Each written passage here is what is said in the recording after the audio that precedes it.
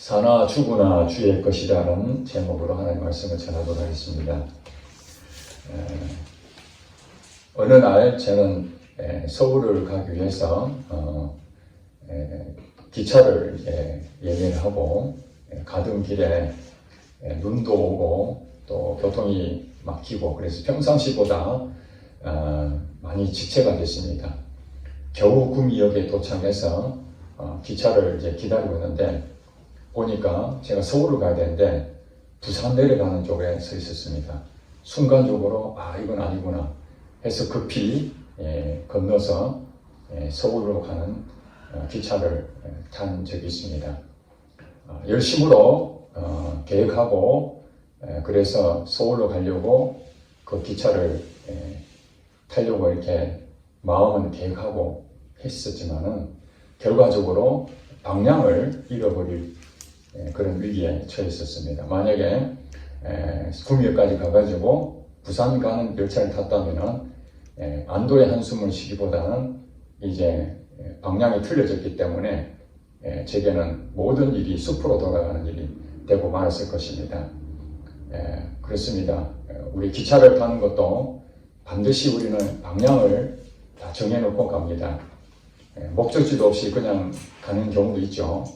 그런 경우는 자기의 어떤 생각을 정리한다든지 무언가 좀 힐링하는 그런 시간을 갖기 위해서 일부러 그러지 않고는 대부분은 목적지가 분명히 있을 것입니다. 우리가 살아가면서 어떤 목적이 있다는 것은 매우 중요합니다.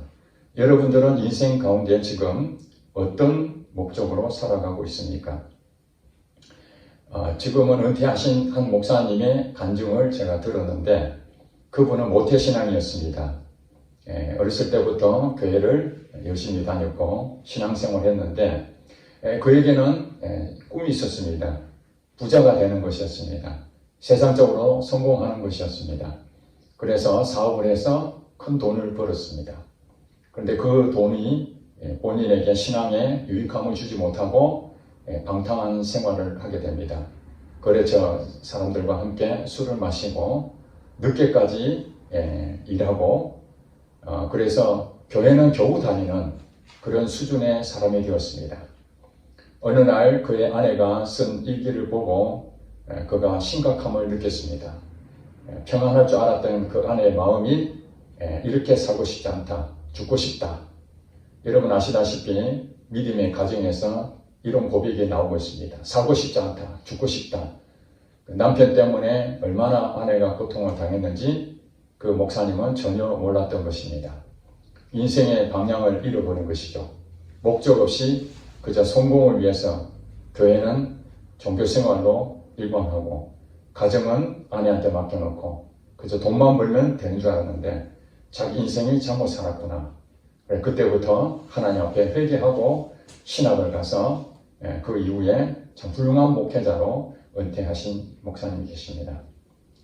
우리에게는 본질적 질문이 필요합니다. 우리의 살아가는 데 있어서 목적이 분명하십니까? 여러분이 목적이 분명하지 않다면 지금 여러분들이 삶에 가고 있는 그 방향이 언젠가는 후회가 될 수도 있습니다. 그렇다고 해서 우리가 목표를 분명하게 가져야 된다. 또 여러분들이 어떤 얘기 들었죠. 목적에 대한 얘기, 목표에 대한 얘기 때로는 혼동스럽게 사용하기도 합니다. 이 목적은 마치 숲과 같습니다. 숲 전체를 보는 것이고 그 다음에 이 목표는 나무와 비교할 수 있습니다. 그 숲의 안에 세부적으로 나무가 있는 것이죠. 그래서 목적은 방향성을 가르친다면 이 목표는 구체적인 행동을 가르쳐주고 있습니다. 그러니까 목적이 가장 큰 어떤 비전이라면 목표는 그 세부적인 어떤 행동 하나하나를 목표라고 할 수 있습니다. 그래서 목적을 이루기 위해서는 반드시 목표가 수단이 되는 것이죠. 그래서 이 목적을 위해서 산다는 것은 우리에게 굉장히 그 방향을 제대로 잡고 간다면 그 사람은 인생에 유익함을 얻을 수 있을 것입니다. 우리 신앙인들도 마찬가지입니다. 교회를 왜 다니고 있습니까? 여러분 왜 성경을 읽습니까? 왜 여러분 기도하고 있습니까? 여러분이 왜 직장에 다닙니까? 이런 궁극적인 목적이 그저 행복하기 위해서 또 어떤 자기가 하고자 하는 그 만족감을 얻기 위해서 남에게 인정받기 위해서 또 성공하기 위해서 뭐 다양한 그런 생각을 가지고 있지만은 그런 것들이 사실은 여러분 인생의 방향을 바로 잡는 중요한 목적이 아니고 하나의 작은 목표이라면은 문제가 될 수가 있습니다. 그리고 여러분들이 생각하는 그 목적이라는 것, 그것이 여러분이 생각하는 그 모든 것들이 여러분에서 나오는 목적이라면은 그것은 성공할 수가 없습니다. 우리가 성경에도 보면은 목적을 분명하게 가지고 힘써서 성공한 사람들이 있습니까? 단 한 명도 없습니다. 이 사회에서는 성공하는 사람들에 대한 책을 소개할 때에 가장 중심되는 것이 무엇이냐면은 목표를 정해라, 목적을 가져라, 방향을 정해라, 그리고 세부적인 실천사항을 어떻게 해야 될 것인가, 그것을 가르쳐주고 있습니다. 부자가 되기를 원합니까? 그렇다면 여러분은 최소한 1억을 만드시기 바랍니다. 그것도 5년 안에 1억을 만들 수 있는 방법을 찾아야 됩니다. 그러려면 여러분 먹고 생활하는 것 최대한 줄여야 될 것이고 저축도 해야 될 것이고, 그래서 종답전을 만들기 위해서 1억을 만들기 위해서 최대한 노력을 해야 되는 것이죠. 그렇게 가르쳐 주잖아요. 그럼 1억을 딱 모아놓고 그 다음에 이 1억을 가지고 또 어떻게 또 투자할 것인가, 이런 부분에서 결국에는 이렇게 해서 결국에는 큰 부자가 됐다. 우리가 원하는 목적이 뭐냐? 부자가 되기 위해서 뭐 하느냐? 종단줄을 만들어야 된다. 그러지만은 그 부분에 있어서 하나님께서 말씀하시는 목적과 우리 스스로 만들어내는 그 목적이 일치가 돼야 되는데 그 일치가 되지 못한다면은 그건 휴지조각과 마찬가지라는 것입니다. 성경에 보면은 목적 지향주의, 목표 지향주의로 가는 사람들은 없습니다. 아브라함도 자기가 가나안 땅에 가서 하나님께 영광을 돌리겠다, 하나님께 뭔가 기쁨을 드려야 되겠다라고 판단해서 간 것도 아니고, 그래서 하나님께서 그냥 본토 친척 아비 집을 떠나라, 내가 지시할 땅은 가라, 그래서 그는 갔을 뿐입니다. 갔는데 그 사람은 이스라엘의 조상이 되었고 믿음의 조상이라는 칭호를 얻게 됩니다. 다윗도 마찬가지로 왕이 되고자 하는 그런 목적을 가진 적이 없습니다. 근데 하나님께서 그에게 왕으로 이미 목적을 가지고 계셨고 그 일을 행하셨습니다. 요셉도 국무총리가 되고자 하는 목적이 없었습니다. 하나님께서는 그를 국무총리가 되게 하시고자 하는 목적을 가지고 계셨고 실제로 그 일이 이루어졌습니다. 성경 전체를 보면은 인간 개인이 열심히 노력해서 목적을 가지고 또 목표를 세워서 달성하는 것으로 하나님께 인정받는 사람은 없다는 것입니다. 그러면 무슨 말을 하느냐? 내 계획과 내 목적으로 가는 것은 우리는 정상적으로 가지 못하고 전부 다 잘못된 길로 갈 수밖에 없다. 이게 성경에서 말하는 것이죠. 의인은 없나니 하나도 없다. 모두가 다 죄인이다. 여러분 가지고 있는 생각이 한계를 가지고 있는 사람이 그 이상을 뛰어넘는 것은 생각할 수가 없는 것이죠. 그 수준밖에 나타날 수밖에 없는 것입니다. 하나님께서는 우리 인생 가운데에 어떻게 사는 것이 복된 인생인가, 그것을 우리에게 가르쳐주고 있는데 오늘 본문 여러분 다 읽었습니다. 14장 5절부터 9절까지 우리 읽었죠. 다 읽어야 되는데 시간 관계상 5절부터 읽었는데 5절에 보니까 뭐라고 되어 있습니까? 어떤 사람은 이 날을 전날보다 낫게 여기고 어떤 사람은 모든 날을 같게 여기나니 각각 자기 마음으로 확정할지니라, 이렇게 설명하고 있잖아요. 이 내용은 사도 바울이 로마 교회의 성도들에게 편지를 쓴 내용인데 그 성도들 가운데에 믿음의 분량이 똑같지 않습니다. 어떤 사람은 장성한 믿음을 가지고 있고 어떤 사람은 믿음이 연약한 사람도 있었습니다. 이렇게 공동체에는 그렇게 다양한 사람들이 존재하고 있는 것이죠. 그런데 이제 음식 먹는 것 때문에 그들에게 내부적으로 문제가 생기게 됩니다. 그리고 안식일을 지키는 거, 그 다음에 유대인들이 그 절기를 지키잖아요. 6월절, 7.7절, 장막절 이런 그 절기를 지키는 것들을 아주 철저하게 그들은 지킵니다. 그런데 기독교에 우리가 이제 예수를 믿는 사람들은 그런 것들이 다 이제 구약으로서 하나님 예수님을 통해서 완성이 됐기 때문에 그것을 지킬 필요가 없는 것이죠. 자유함을 얻는 것입니다. 그럼에도 불구하고 교회 안에서는 여전히 이거 먹으면 안 된다. 구약에 보면은 먹어야 될 게 있고 먹지 않아야 될 그런 게 있잖아요. 구별되어 있어요. 그래서 그런 어떤 음식 먹는 거라든지 뭐 사람들의 관계라든지 이방 사람들하고 접촉도 안 하잖아요. 뭐 이런 것들이 자기들이 가지고 전통들이 있습니다. 그러는 오랫동안 내려온 습관들, 문화들 이런 거 있죠. 그런 것들 때문에 교회 안에서 먹는 것 때문에 서로가 비판하는 자기 말이 맞다. 저 사람도 먹을 수 있지. 그거 먹으면 안 된다. 뭐 이런 부분들이 존재하게 된 것입니다. 그래서 사도 바울은 그리스도 안에 있는 사람들은 누굽니까? 하나님 자녀죠. 그리스도 안에 있는 사람은 어떻게 살아야 되는가? 목적을 가지고 사는 겁니다. 방향성이 있는 겁니다. 방향성. 그것이 무엇인가? 그걸 설명하기 위해서 지금 오늘 앞에 부분을 끄집어내서 어떤 사람은 이 날을 전하보다 낮게 여기고 어떤 사람은 모든 날을 같게 여긴다. 그런데 뭐라고 얘기하면 각각 자기 마음으로 확정할지니라. 그러니까 우리 그 지금 현대인들이 가지고 있는 날에 대해서 우리 기독교인들은 어느 날을 가장 중요하게 여깁니까? 일주일 중에서 주일이죠, 주일. 일요일 날을 가장 중요하게 여깁니다. 그래서 주일을 지킨다고 하지 않습니까? 왜 일요일을 중요하게 생각합니까? 예배를 드리기 때문에. 초대교회 때는 예수님이 부활하신 날은 주일이었거든요.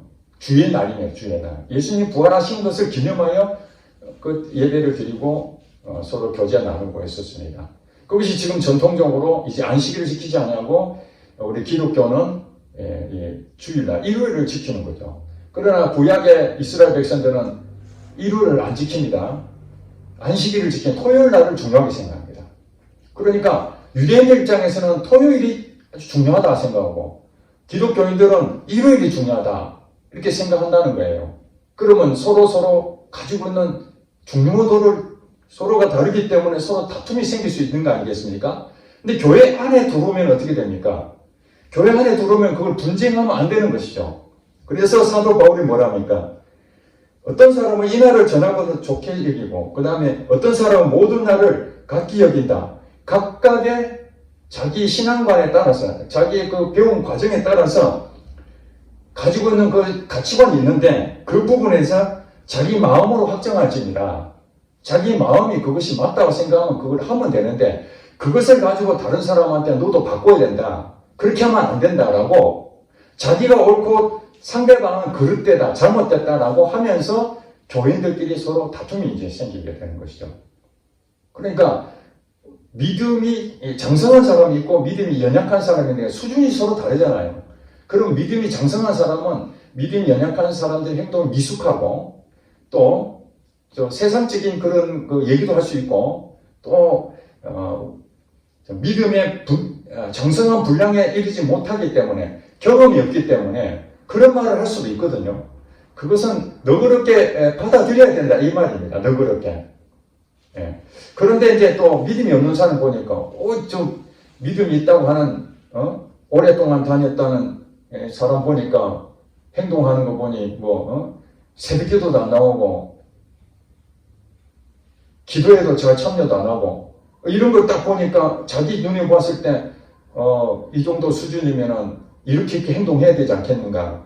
그래서 이제 그 믿음이 연약한 사람이 믿음이 있다는 사람을 뭐라 하고 그런단 말이에요. 이런 것들이 교회 안에 존재해서는 안 되는데 그런 것들이 생기기 때문에 사도 바울이 그러면은 우리의 목적이 분명하다는 것을 알아야만 이 부분이 해소가 되는데 목적이 분명하지 않고 그냥 보여져 있는 이 작은 사소한 것 때문에 목숨 거는 사람들이 굉장히 많다는 거예요. 그래서 14장 2절에 이렇게 보세요. 14장 2절 안 죽었잖아요. 2절에 뭐라고 합니까? 어떤 사람은 모든 것을 먹을 만한 믿음이 있고 믿음이 연약한 자는 채소만 먹느니라. 채소만 먹는다는 말이 무엇입니까? 소화가 안 되기 때문에 경험이 없으니까 그 조그마한 것만 먹을 수밖에 없는 수준이라는 거예요. 그리고 믿음이 장성한 자는 어떤 것도 먹을 수 있는 어떻게 말하면 소화력이 왕성한 것처럼 빗대서 얘기하는 거죠. 음식을 얘기하지만은 실제로 우리가 사람들 관계에서 얼마나 수용하느냐. 믿음이 있는 사람들이 수용을 해야 되는 거예요. 3절에 보니까 먹는 자는 먹지 않는 자를 업신여기지 말고 믿음이 없다 해서 야, 저 사람 교회 와서 그러면 되냐? 행동이 똑바로 해야지. 예배 드릴 때 제대로 자세를 똑바로 해야 되지. 그렇게 막 청년들 나무라고 믿음도 없는 청년들 예배 자리에 오는 것도 쉽지 않는데 그런 청년들은 막 그냥 꾸지람하고 그럴 수 있잖아요. 그죠?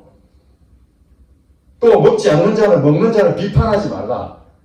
믿음이 연약한 자가 믿음 있는 사람한테 당신 말이지 그래도 하나님 오랫동안 믿었다면서 말을 그런 식으로 하면 되겠냐 하고 막 대들고 그러면 또 안 되는 거예요. 모두가 다 하나님의 자녀로 삼으셨기 때문에 그리스도 안에 있는 자는 새로운 피조물이라고 하잖아요. 새로운 피조물입니다. 자, 그렇기 때문에 각각 자기 수준에 맞춰서 하나님은 똑같이 만들지 아니하시고 각각의 가지고 있는 성격도 다르고 가치관도 다르고 뭐 신앙 배경도 다 다르잖아요. 우리 한국에도 교단이 여러 개 존재하지 않습니까? 감리교, 성결교, 장로교, 오승절파 이런 교파가 다 다른데 거기서 신앙생활 한 사람들은 이제 교회를 옮기면서 서로 짬뽕이 되지 않습니까? 교파와 관계없이 막 그냥 한 교회로 다니다 보면은 자기가 배운 사람들은 어떤 사람은 그것이 맞다. 아니야. 내가 배운 건 그게 틀렸어. 이래고 막 싸우는 거예요. 서로 하나님 자녀인데 목적이 없이 그냥 교회만 다닌다 보면은 자기 교리가 맞다라고 주장하게 되죠. 그걸로 인해 가지고 아주 사소한 거 가지고 오히려 일을 망치는 일이 너무나 많다는 것입니다. 그러므로 6절에 보니까 이렇게 사도 바울은 얘기합니다. 나를 중히 여기는 자도 누구를 위하여? 주를 위하여. 중히 여기고. 먹는 자도 누구를 위하여 먹으니? 주를 위하여. 이는 하나님께 감사하며 그 다음에 먹지 않는 자도 누구를 위하여? 주를 위하여. 먹지 아니하며 하나님께 감사하는 거예요. 자, 그러니까 자기 신앙 배경에 따라서 나는 이게 맞다라고 생각한 사람은 그걸 가는데 우리가 판단해야 될 것이 있습니다. 내가 맞다라고 생각할 것이 아니라 내가 이걸 먹든지 이걸 안 먹든지 이 날을 내가 중요하게 생각하든지 저 날을 중요하게 생각하든지 그거는 아주 사소한 거라는 거예요. 그 모든 여러분들이 행동하는 그 하나하나가 주를 위해서 한다면 그건 감사할 일이다 이런 얘기입니다. 배가 고파서 식사를 하는 것도 하나님을 위하여. 때로는 상황에 따라서 밥을 굶을 때도 있잖아요. 그것도 자기 자신을 위해서가 아니라 누구를 위하여? 주님을 위하여. 그렇게 행동하라는 거예요. 그러면서 7절에 이렇게 얘기합니다. 우리 중에 누구든지 자기를 위하여 사는 자가 없고 자기를 위하여 죽는 자도 없도다. 여기에서 해당되는 사람들은 예수를 믿지 않는 사람들 얘기하는 것이 아니라 예수를 믿는 우리들입니다. 그리스도 안에 있는 새로운 피조물들. 여러분 구원 받았습니까? 여러분이 구원을 받았다면 이제 새로운 피조물입니다. 그러면 여러분들은 어떻게 사느냐 하면은 자기를 위하여 사는 것이 아니라 또 자기를 위하여 죽는 것도 아니라는 거예요. 이 세상에 있는 사람들은 너무 힘들면 죽어버리잖아요. 포기해버리잖아요. 좌절해버리잖아요. 자기 목숨이니까 자기가 목숨을 끊어도 된다고 생각하는데 예수를 믿는 사람들은 그럴 수 없다고 이게 성경을 말하지 않습니까? 자기를 위하여 사는 사람도 없고 자기를 위하여 죽는 사람도 없다. 그러니까 여러분 지금 살고 있는 것이 왜 사느냐? 목적이 분명한 겁니다.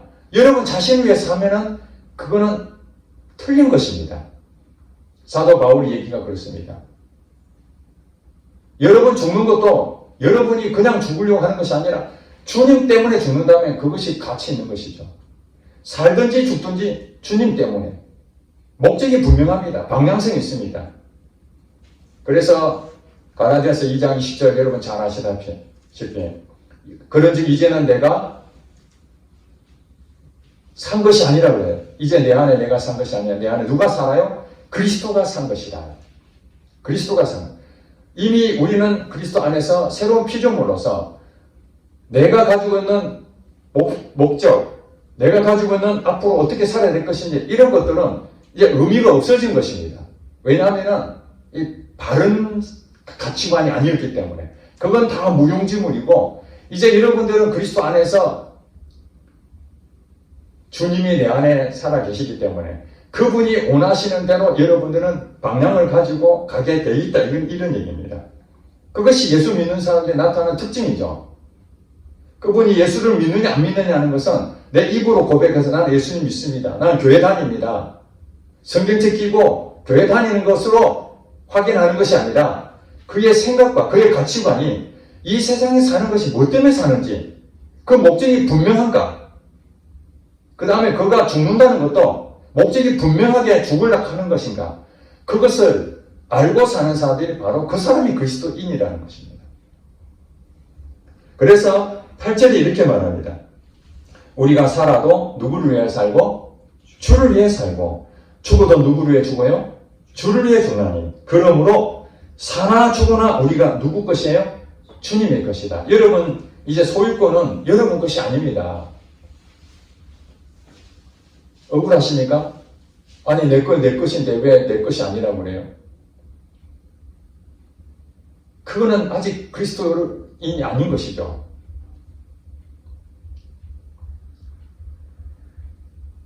살아도 주를 위해 살고 죽어도 주를 위해 죽는다고 고백하는 이 사람이 바로 나의 주인이 하나님이시다. 나의 주인은 하나님이시다. 즉 나는 주인이 하나님이면 나는 뭐예요? 내가 주인이 아니다는 것이잖아요. 주인이 두 개가 있을 수 없으니까. 그럼 내가 주인이 아니니까 내가 주인일 때는 내가 목표를 세우고 내가 목적을 가지고 행동하지만은 이제 주인이 하나님이시니까 하나님이 계획하신 대로 하나님 목적대로 내가 살게 되잖아요. 하나님 목적대로. 그것이 아브라함이고 그것이 요셉이었고 그것이 다윗이었던 것이에요. 자기 목적으로 사는 것이 아니라 하나님이 주신 그 목적으로 그들은 살아낸 것입니다. 그러니까 살아도 하나님을 위해서 죽어도 하나님을 위해서 죽었던 것이죠. 그것이 그리스도인이 가야 될 방향이라는 것입니다. 살아 죽으나 우리가 주님의 것이라는 것을 잊어서는 안 됩니다. 그래서 9절에 보니까 이를 위하여 그리스도께서 죽었다가 다시 살아나셨으니 곧 죽은 자와 산 자의 주가 되려 하심이니라. 그러니까 그리스도 안에서 죽은 사람도 있잖아요. 이미 고인이 되신 분들. 그 사람들도 그들의 주인이 예수님이시고 또 지금 우리 살아있는 우리도 예수를 믿음으로써 주인이 예수님이신 거예요. 죽은 자와 산 자의 주인이십니다. 그러니까 주님이시기 때문에 이제는 주님이 어떻게 하실 것인지에 대한 관심을 우리가 갖게 되는 것이죠. 그럼 이런 질문을 할 수 있습니다. 그러면은 주님을 위해서 내가 살아야 되니까 나는 이제 내가 하고 싶은 거 안 하고 그저 주님이 시키는 대로 종처럼 노예처럼 살아라는 얘기구나. 아, 엄청 부담이 되네. 불편하네. 이렇게 생각하시는 분이 혹시 여러분 있습니까? 그럼 그 고정관념을 깨시기 바랍니다.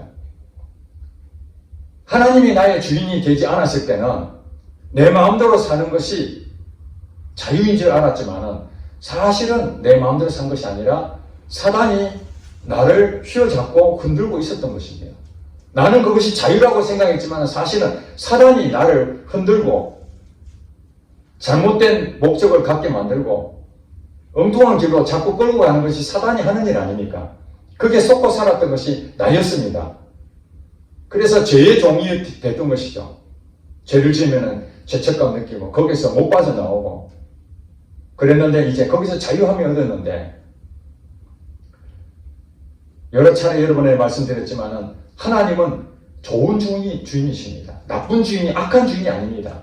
그렇기 때문에 하나님은 우리에게 어떤 부담을 주거나 어떤 우리에게 잘못된 재앙을 줘서 그분이 뭔가 얻을 것이 있기 때문에 우리를 건지고 우리를 구원하신 거로 착각하면 안 됩니다. 마치 사장님에게 고용이 되어서 우리가 회사 다니면 사장님이 고용주잖아요. 그러면 그 고용주 때문에 하기 싫은 것도 어차피 내가 월급 받아야 되니까 억지로 없고 맞춰주잖아요. 아무것도 일도 안 하고 그냥 놀러 다니고 월급 주면 얼마나 좋습니까? 자유롭지요. 돈도 받고 가만히 있어도 지위가 올라가고 얼마든지 놀러 다니고 그게 자유입니까? 그건 자유가 아니죠. 회사에 다닌다는 그 순간부터 여러분들은 매여 있는 것입니다. 부담이 되는 것입니다. 출근해야 되는 부담도 있고 또 하기 싫은 것도 해야 됩니다. 고용주에 내가 고용이 됐기 때문에 그래도 여러분 불평 없이 다닐 수밖에 없는 거 아니겠습니까? 왜냐하면 대가를 얻기 때문에 내게 유익함이 있잖아요. 거기서 물질을 얻는 그런 있고 또 그 일을 통해서 내가 얻는 성취감도 있잖아요. 우리 일반 세상에서도 그러는데 우리가 마치 나쁜 고용주, 그는 돈도 안 주고 일만 시키고 월급은 짜고 그런 사람도 있잖아요. 선한 고용주도 있지만 하나님을 마치 하나님 자신을 위해서 우리가 맞춰달라 그렇게 생각합니다. 하나님이 말씀을 딱 주셔놓고 이거 지켜라. 안 지키면 벌 줄 거야. 그렇게 말해서 여러분들 어쩔 수 없이 예배 드리고 싶지 않은데 예배 드려야 하나님께서 나를 좀 이쁘게 봐줄 거 아닌가 그런 생각으로 다니십니까? 그것이 바로 이 날을 나는 좋게 이기고 어떤 사람은 저 날을 좋게 이기고 그런 것처럼 어떤 사람은 나는 말씀 교회는 다니지만 말씀이 은혜에 가장 중요하다. 말씀파가 있고 어떤 사람은 내가 은혜 받은 건 기도를 통해서 나는 은혜를 많이 받는다. 그래서 말씀파와 기도파가 서로 싸우는 거예요. 아니야, 은혜는 말씀이 최고지. 그렇지 않아, 기도가 최고야. 또 어떤 사람은 교회가 하는 일이 무엇입니까? 왜 전도를 안 합니까? 그래서 전도파가 또 있습니다. 이런 것 갖고 막 싸우는데 사도 바울이 뭐라고 얘기합니까? 말씀을 읽어도 누구를 위해요? 주를 위하여 말씀을 읽어야 되고 기도를 하는 것도 주님을 위해서 기도하는 것이고 전도를 하는 것도 주님을 위해서 전도하는 것이고 여러분 예배 드리는 이 자리도 주님을 위해서 예배를 드려야 되는 것입니다. 목적이 없이 그냥 여러분들이 되는 대로 그렇게 습관대로 하면 안 되는 것이죠. 그러면 여러분들이 매너리즘에 빠지게 되고 자꾸 부담만 갖습니다. 뭐 숙제 내준 것처럼 내가 지금 이걸 함으로써 예배를 드려줌으로써 하나님한테 내가 뭔가 했다. 하나님은 우리를 고용한 고용주가 아닙니다. 그분은 사장님이 우리 종업원이 아니에요. 우리가 무슨 자격이 있어서 그게 들어갔습니까? 자격도 없는데 하나님이 나를 자녀 삼으시고 은혜를 베풀어 주시고 내 인생 가운데에 정말 좋은 것들만 주시는데 우리가 그걸 안 따른다는 것이 말이 됩니까? 여러분 운전을 대부분 다 하시잖아요. 운전하면은 요즘 내비게이션이 나오지 않습니까? 그 멘트 나오는 그 안내 방송에 따라서 여러분들이 운전하지 않습니까? 모르는 길도 그 안내해주는 그 멘트에 따라서 여러분 갈 때 어떻습니까? 여러분 마음속에 혹시 야 내가 이 사람 말 듣고 다녀야 되나? 내가 이 길 다닐 수도 있고 저 길로 갈 수도 있고 내가 고속도로도 갈 수도 있고 국도도 갈 수 있는데 내가 있는 이 내비게이션에 있는 이 사람 말을 꼭 내가 들어야 되나? 여러분 그렇게 생각한 적 있습니까? 아니면 나의 유익을 위해서 내 자유를 다 포기하더라도 편안하게 그 내비게이션이 가르쳐준 대로 여러분 운전합니까? 내비게이션 때문에 내가 유익함을 얻기 때문에 내가 부담이 되고 내가 자유가 없어도 그게 맞춰서 내가 운전하지 않습니까? 마찬가지로 하나님께서는 우리에게 살아도 주를 위해 살고 죽어도 주를 위해 죽으라는 이유가 무엇입니까? 그것은 하나님 자신이 뭔가 우리에게 얻을 것이 있어서 우리에게 주를 위해서 죽고 주를 위해 살아라 그런 말을 했겠습니까? 반대입니다. 나 자신을 위해서 주를 위해 살아라는 거예요. 여러분 자신을 위해서 살게 되면 어떤 일이 벌어지는가? 실패를 반드시 경험하게 되고 낙심하게 되고 좌절을 겪게 되고 악한 영에 속아서 계속 미혹돼가지고 잘못된 인생을 삽니다. 방향을 잃어버립니다. 내가 열심히 노력했는데 1억을 만들어가지고 그 먹지 않고 종잣돈을 만들었는데 어떤 사기꾼이 와가지고 이거 투자해봐라. 10배나 됩니다. 10억을 만들 수 있습니다. 그래서 딱 넣었는데 홀라당 다 날아가 버렸습니다. 그러면 1억을 만들기 위해서 수년 동안 먹지 않고 고생해서 만들어놨는데 결과가 어떻게 됩니까? 손실을 보게 되는 것이 아니겠습니까? 그러니까 여러분들이 1억을 만들기 위해서 종잣돈을 만드는 그것이 나쁘다는 것이 아니라 그걸 하는 이유가 무엇입니까? 주를 위하여. 여러분 돈을 벌려고 하는 이유가 무엇입니까? 주를 위하여. 모든 부분을 주를 위하여 맞춰보세요. 그러면 여러분들은 이 모든 것을 여러분 다 얻게 될 것입니다. 아멘. 왜냐하면 내비게이션을 통해서 우리에게 가르쳐준 대로 갔더니 목적지에 정확하게 도착하잖아요. 물론 때로는 에러가 있을 수 있지만 일반적으로 내비게이션의 성능에 따라서 모르는 길이라 할지라도 안내해둔 그 길 따라갔더니 정확하게 모든 것들을 얻을 수 있잖아요. 마찬가지로 하나님께서는 우리 인생의 방향을 제대로 갈 수 있도록 하나님 말씀 성경을 주셨습니다. 성경을 읽어서 내가 1년에 한 독을 읽었다. 목표를 세웠죠. 목적이 무엇입니까? 주를 위하여. 고린도전서 10장 31절에 이렇게 말합니다. 먹든지 마시든지 무엇을 하든지 하나님의 영광을 위하여 하라. 그러니까 주를 위하여, 하나님을 위하여. 이것이 가로해서 그 안에 뭐가 있느냐? 영광을 위하여. 먹든지 마시든지 무엇을 하든지 하나님의 영광을 위하여 사시기 바랍니다. 오늘 이 본문 말씀은 그렇습니다. 우리가 살아도 주를 위하여가 뭡니까? 주의 영광을 위하여 살고 죽어도 주님의 영광을 위해서 죽어라. 그러면 여러분들은 복받는 인생이 될 것이다. 왜냐하면 이 말씀을 통해서 여러분들이 그 말씀이 여러분 삶 가운데 실제가 되면 여러분 가정이 복을 받게 되고 여러분 사업체가 복을 받게 되고 여러분 일터가 복을 받게 되고 여러분 섬긴 이 교회가 복을 받게 되기 때문에 그렇습니다. 말씀이 벗어나게 되면 여러분들이 가지고 있는 생각으로 살게 되면 그건 이제 실패가 되는 것이죠. 악한 영은 어떻게 공격을 하느냐? 말씀이 벗어날 때에 그때 와서 여러분들을 계속해서 미혹하고 정지하고 그렇게 해서 끌고 가버립니다. 그들은 우리를 죽이려고 왔습니다. 우리를 멸망시키려고 하는 것입니다. 그러나 예수님이 이 땅에 오신 것은 우리를 살리려고 오셨습니다. 여러분을 살리려고 오셨는데 여러분들이 여러분 자신을 위해서 살면 안 되는 것이죠. 그래서 여행을 가는 것도 여러분 어떻게 해야 됩니까? 하나님의 영광을 위해서 여행을 가시기 바랍니다. 여러분 집에서 쉬는 것도 하나님 영광을 위해서 쉬시기 바랍니다. 여러분 게임을 하는 것도 여러분 자신의 쾌락을 위해서 하지 마시고 주를 영광을 위해서 주의 영광을 위해서 게임을 열심히 하시기 바랍니다. 잠을 잘 때도 하나님 영광을 위해서 잠을 자시기 바랍니다. 여러분 운동할 때도 하나님 영광을 위해서 하셔야 됩니다. 여러분 운동하는데 운동하는 이유가 무엇입니까?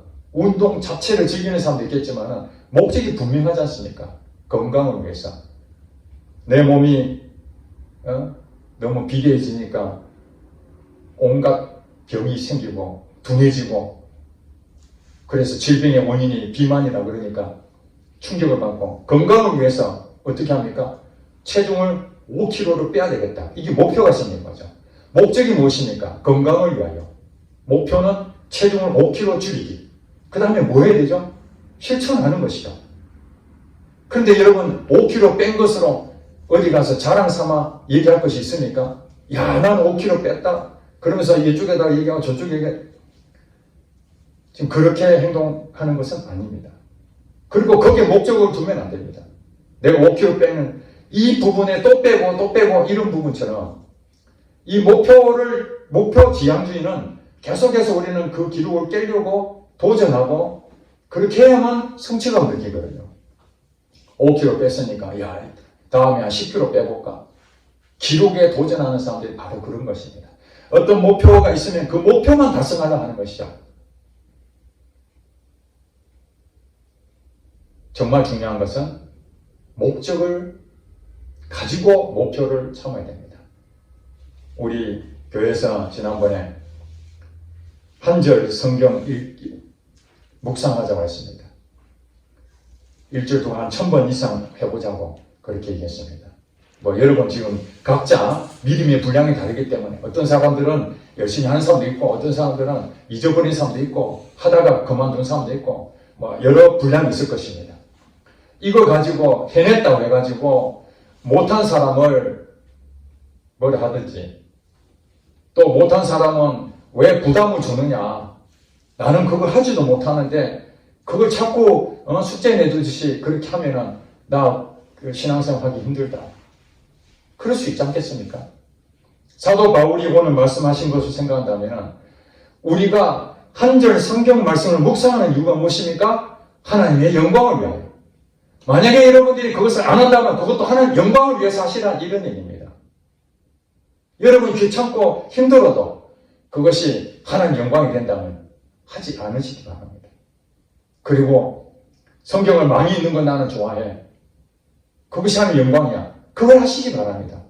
한 절 하는 것은 내게 별로 도움이 안 된 것 같고 성경을 많이 읽는 것이 내게는 큰 은혜가 되고 나는 그것이 몸에 익숙해 너무 좋아. 그것이 하나님 영광이라면 하시라는 얘기예요. 근데 그것이 아니라 그저 자기의 습관이 이것이 맞으니까 내게 이루으니까 하고 나는 이루지 않으니까 안 하고 이런 식으로 나의 자신을 위해서 한다면 그것은 하나님이 원하시는 게 아닙니다. 먹든지 마시든지 무엇을 하든지 안에 다 포함이 되잖아.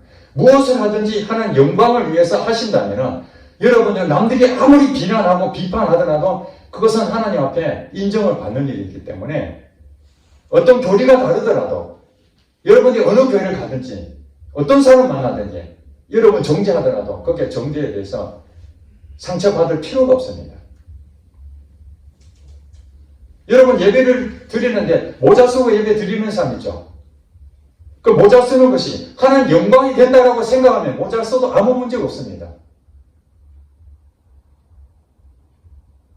근데 모자를 쓰는 것이 자기의 그 어떤 이익을 위해서 모자를 쓰고 다른 사람한테 피해를 주고 그렇게 된다면 고민을 해보시기 바랍니다.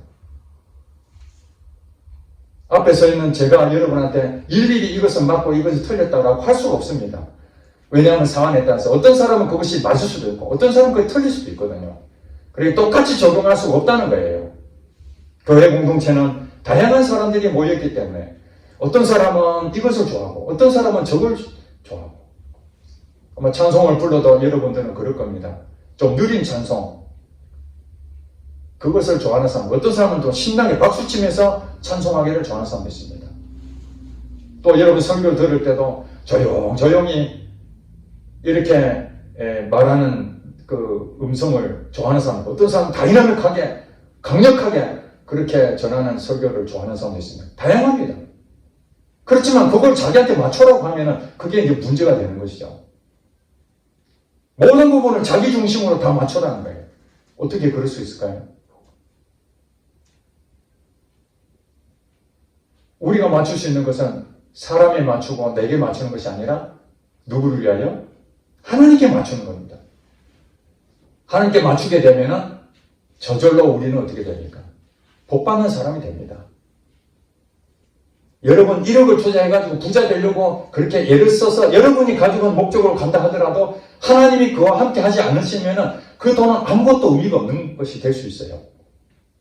그런데 우리는 부자도 생각도 없고 아무것도 없는데 하나님이 어느 날 내 마음속에 어떤 것을 해봐라. 아, 이것이 하나님의 영광이겠구나. 그래서 준비를 했는데 나중에 큰 부자가 되어버렸어요. 자기는 돈 벌 생각도 안 했는데 그저 주어져서 그것을 열심히 성실하게 했는데 나중에 큰 부자가 됐어요. 그럼 하나님은 뭡니까? 이 사람을 큰 부자로 만들어서 하나님께 쓰시려고 목적을 이미 가지고 그 다음에 인도를 하신 것입니다.